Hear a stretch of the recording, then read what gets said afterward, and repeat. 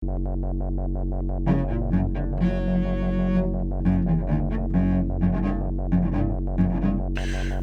gig of the tour tonight. Is my eyes still twitching?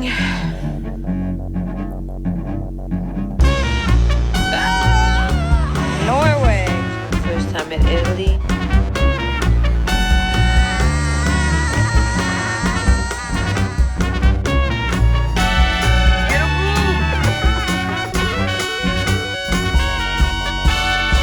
Sneaking into bigger hotel rooms.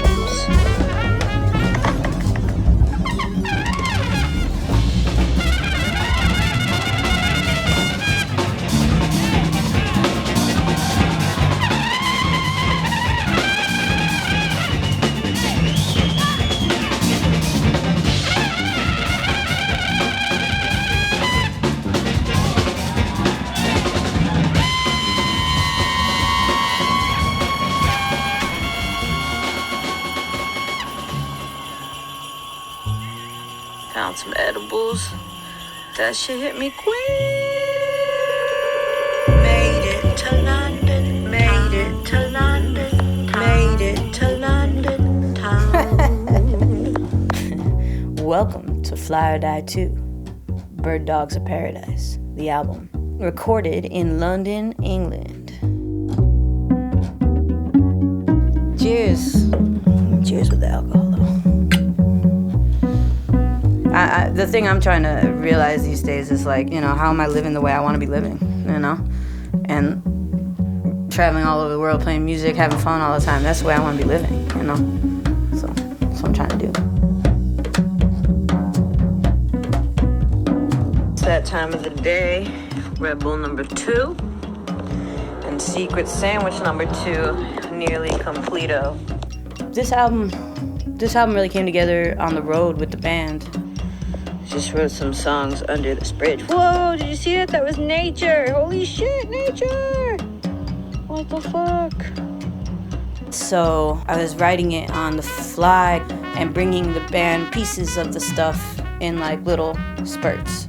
The other thing I did was the day before the live recordings, I sprung a bunch of music on them.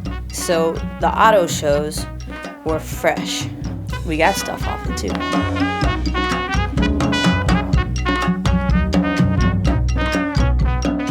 2 days live, and then we did a day in the studio as a band.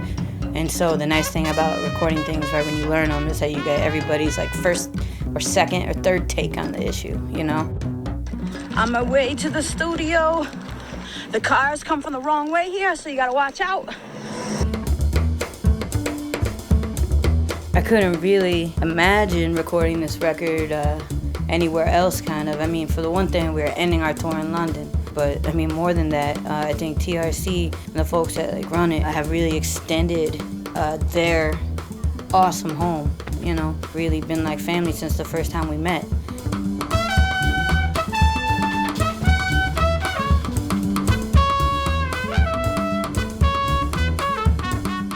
I mean, the main thing is that it's about the band, you know, more than the written music. It's about the players playing. I feel like we're like the Ninja Turtles. Chad is de facto Leonardo. Lester is Donatello. I'm Raphael. And then the Jimmy is Michelangelo.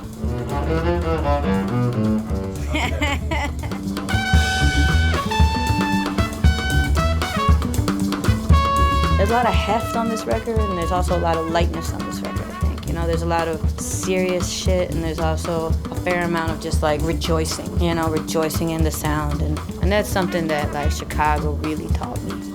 It's like, fuck your technique, sound first.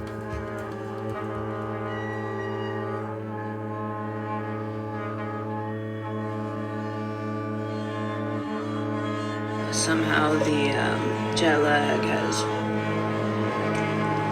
run into the Red Bull, run into the tequila, run into the edibles. Okay, I'm going back in.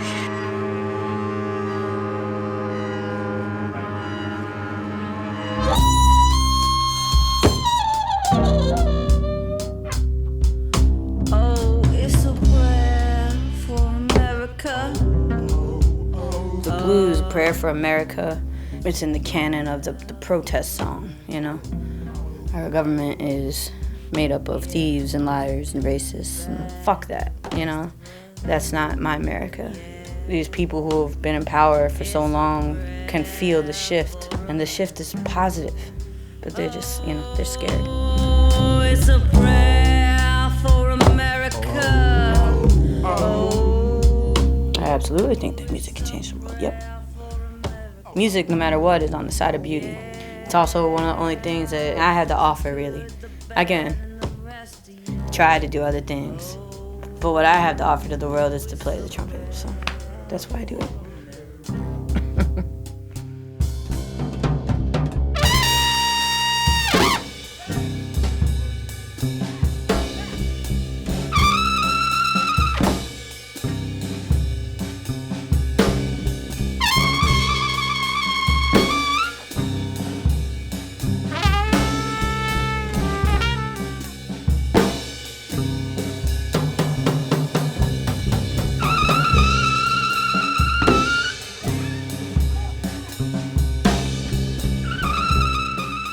Even though I was classically trained, a lot more of it was like trumpet technique, which is stuff that I still work on today.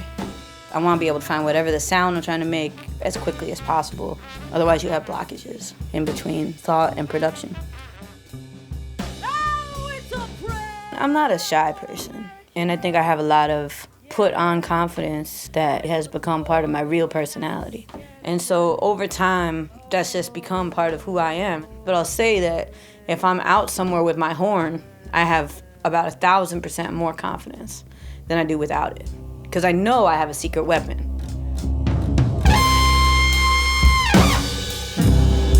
You know, I'm somebody who's been told no a lot, like forever. But with the trumpet, I can say whatever the fuck I want, you know? You can just keep getting louder and louder. People will applaud, you know? Yeah.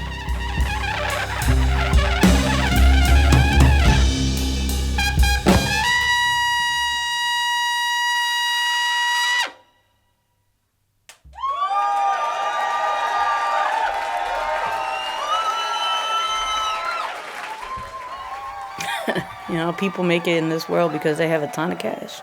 Okay, that's what they have. Cool. You know, you play the trumpet. You know, we get paid in a lot of different ways, right? Shit. I'm like getting emotional. Ay, ay, ay.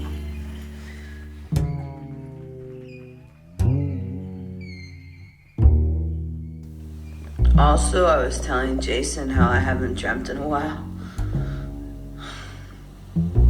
And I just woke up from some scary shit. I think I'm going back to not dreaming.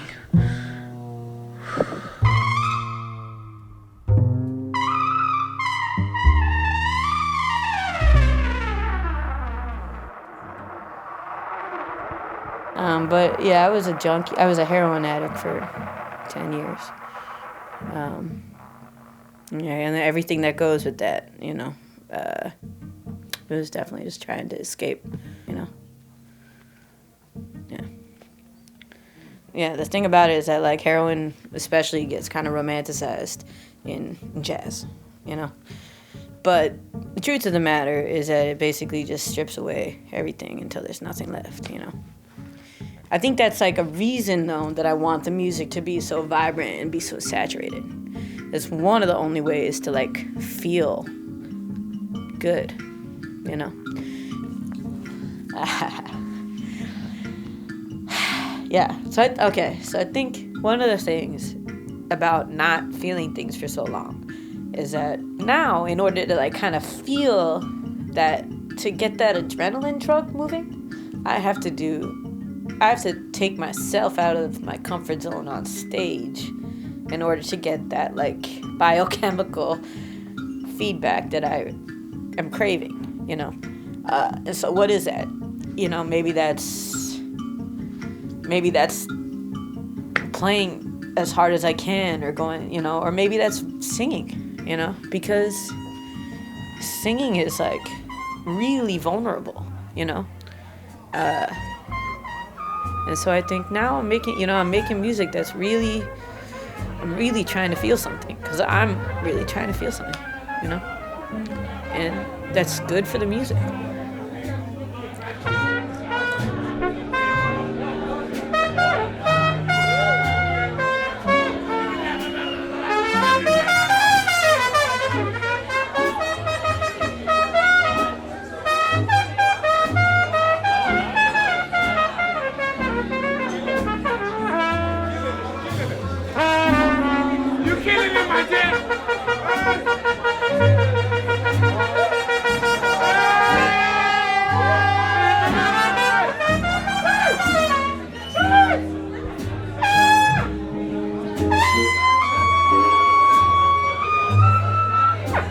I'm literally watching baby kangaroos to try and relax right now.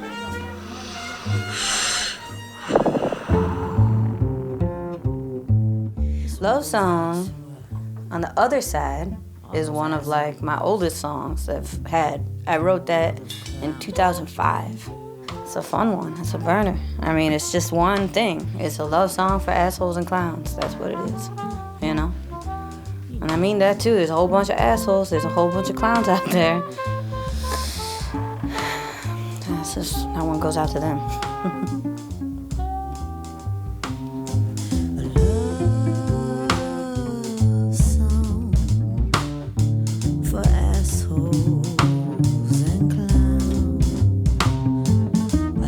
Alright.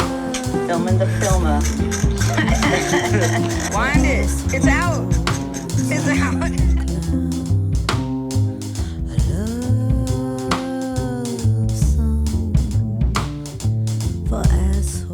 Alright, saying goodbye to London. On my way to Paris. Funny how things work out, right? Thank you, man.